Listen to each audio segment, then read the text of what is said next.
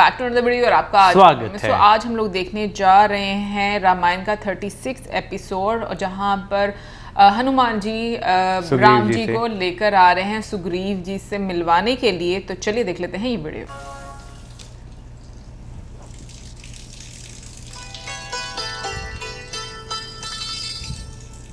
प्रणाम महाराज। कहो हनुमान, उनसे भेंट हुई? जी हाँ ऋक्षराज, भेंट भी हुई और पहचान भी। पहचान किसकी? मेरी और किसकी? श्री राम को तो सभी जानते हैं। श्री राम अर्थात? श्री राम अर्थात क्या? क्या आप उन्हें नहीं जानते? नहीं। और महाराज आप? नहीं तो? ओ, आप भी नहीं जानते। मैंने सोचा मैं उन्हें जानता हूं तो सभी जानते होंगे। सब तुम्हारी तरह बुद्धिमान नहीं, परंतु तुम कैसे जानते हो उनको? महाराज, जब मैं भगवान भास्कर के यहाँ विद्या प्राप्त कर चुका तो ब्रह्मा ने मुझे आपकी सेवा में भेजा था और कहा था कि एक दिन तुम्हें वहीं श्री राम के दर्शन होंगे। सो आज हो गए महाराज। हनुमान, वाक चातुरता में बड़े निपुण हो। कब से सारी बातें किए जा रहे हो, लेकिन काम की बात अभी तक नहीं की। वो श्री राम जी कौन हैं? वही तो बता रहा हूँ ऋक्षराज जामवंत जी। श्री राम लक्ष्मण दोनों भाई अयोध्या के स्वर्गीय महाराज दशरथ जी के पुत्र हैं। वो पिता की आज्ञा से वन में रहने आए। वहां से राक्षसों का राजा रावण उनकी भार्या माता सीता को उठाकर ले गया है। उन्हें माता शबरी ने आपका पता दिया है। इस समय वो आपसे सहायता मांगने आए हैं, जिससे आप अपने वानरों की सहायता से उनकी खोज कर सकें। मैं उन्हें अपने साथ ही ले आया हूं। वानरराज, ये बड़ा अनमोल अवसर है। आगे बढ़कर उनका स्वागत कीजिए, उनकी ओर मित्रता का हाथ बढ़ाइए और समझ लीजिए कि आपके विपत्ति के समय का अंत हो गया। वो सहज कृपालु हैं, उदार हैं, राजकुल के हैं, थोड़े किए को बहुत मानते हैं। वे यदि आप पर कृपालु हो गए तो आपका खोया राज इसी क्षण आपको दिला सकते हैं। आगे बढ़िए महाराज सुग्रीव और अपने सौभाग्य का स्वागत कीजिए। हनुमंत, तुमने तो मेरे हृदय में जैसे आशा के कई दीपक एक साथ जला दिए। आओ चलें।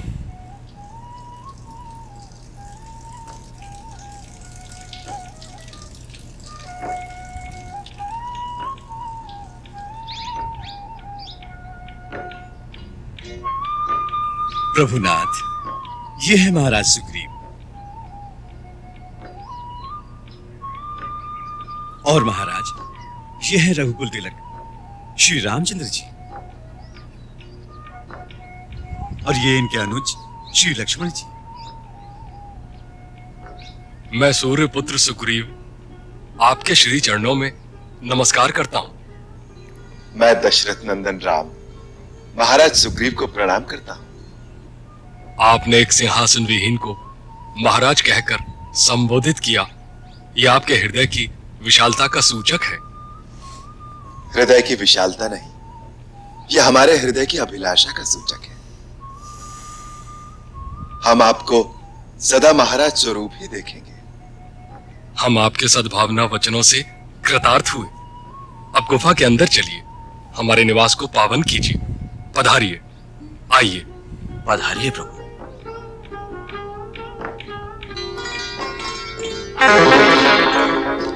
ये जासूस होगा ना? लेकिन ये तो साथ था तो सही, लेकिन फिर मुझे लगा जासूस होगा। मुझे भी लग रहा है फिर दूसरी साइड से ना हो इनके बीच में ना। मंत्री नहीं? पधारिए। मुझे तो लग ही रहा है। विराजिए। नहीं महाराज, यह स्थान तो आपका है। अब हमारे विशेष अतिथि हैं। फिर भी राजा का स्थान राजा का ही होता है। पधारिए। धन्यवाद प्रभु, फिर भी पहले आप पधारिए।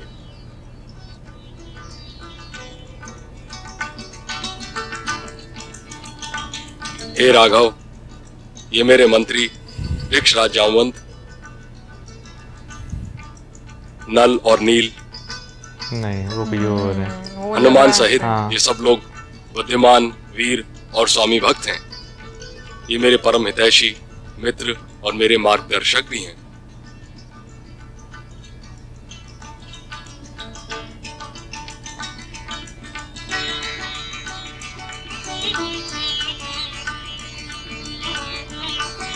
आप बड़े भाग्यशाली हैं, क्योंकि ऐसे मंत्रियों और सहयोगियों का मिलना जो राजा के हितैषी हो, निस्वार्थ हो और जिनमें राजा को उचित मार्ग दिखाने का भी साहस हो, बड़ा दुर्लभ है। जिसके पास ऐसे मंत्री हो, वो राजा यदि भाग्यवश कभी आपातकाल में फंस भी जाए तो उसके पुनः विजयी होने की पूर्ण संभावना होती है महाराज। हे रघुकुल नंदन, आपके ऐसे उदार वचनों से हमारा मान बढ़ गया है। आपके आ जाने से हमें यह पूर्ण विश्वास हो गया है कि आप दोनों वीर एक दूसरे के पूरक सिद्ध होंगे। हनुमान से आपकी समस्या का वृतांत सुन चुके हैं। हम महाराज सुग्रीव की ओर से आपको पूर्ण विश्वास दिलाते हैं कि महाराज अपने विश्वसनीय वानरों की सहायता से आपकी भार्या पूज्य सीता देवी की खोज अवश्य निकालेंगे, जिससे आप उन्हें उस राक्षस के हाथों से मुक्त करा सकें। आपका यह अभीष्ट कार्य सिद्ध हो जाए तो हम ये अपेक्षा करेंगे कि महाराज सुग्रीव के बड़े भाई बाली ने इनका राज्य और इनकी स्त्री दोनों छीन लिए हैं। उन्हें वापस दिलाने में आप इनकी सहायता करेंगे। इससे आप दोनों में एक राजनैतिक संधि भी हो सकती है। क्षमा करें ऋक्षराज, मैं इस प्रकार महाराज सुग्रीव की कोई सहायता नहीं कर सकता।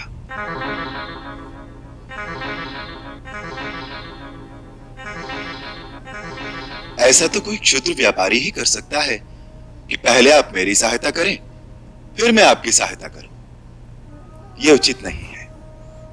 और दूसरी जो आपने राजनैतिक संधि की बात कही है, सो राजनीति की नींव तो केवल स्वार्थ पर रखी हुई है, और मेरी प्रकृति में स्वार्थ का कहीं स्थान नहीं है।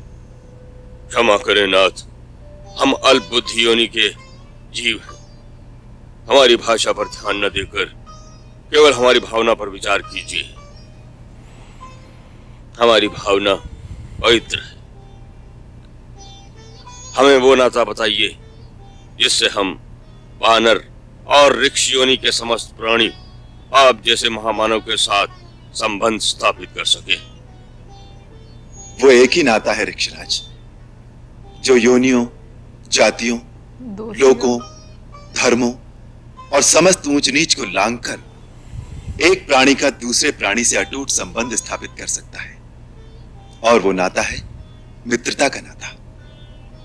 महाराज, मैं आपसे वो नाता जोड़ना चाहता हूं जिसमें कोई शर्त नहीं होगी, कोई लेन देन नहीं होगा, कोई गिनती नहीं होगी, जो स्वार्थ की सीमा से परे होगा और जिसमें केवल एक ही वस्तु का आदान प्रदान होगा, जो है प्रेम।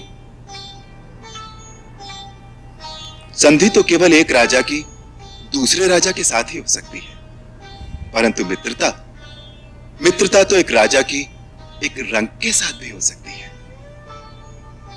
इसलिए हे सुग्रीव, मैं तुमसे मित्रता का प्रस्ताव रखता हूं।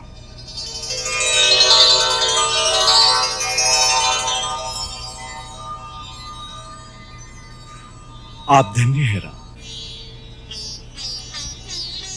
मित्रता एक पवित्र वस्तु है।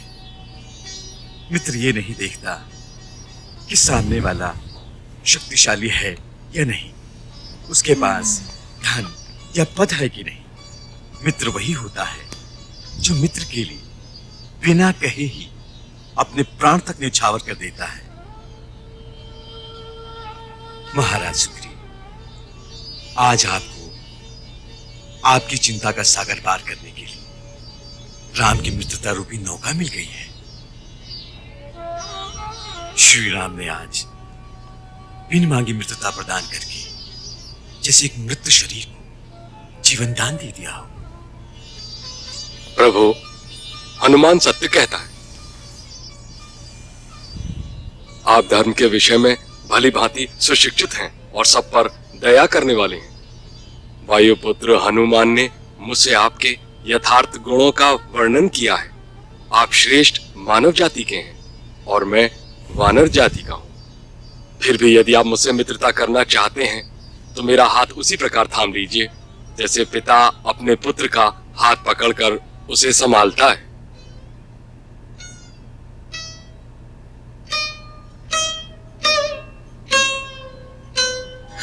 मेरा हाथ अपने हाथ में लीजिए ना स्वामी।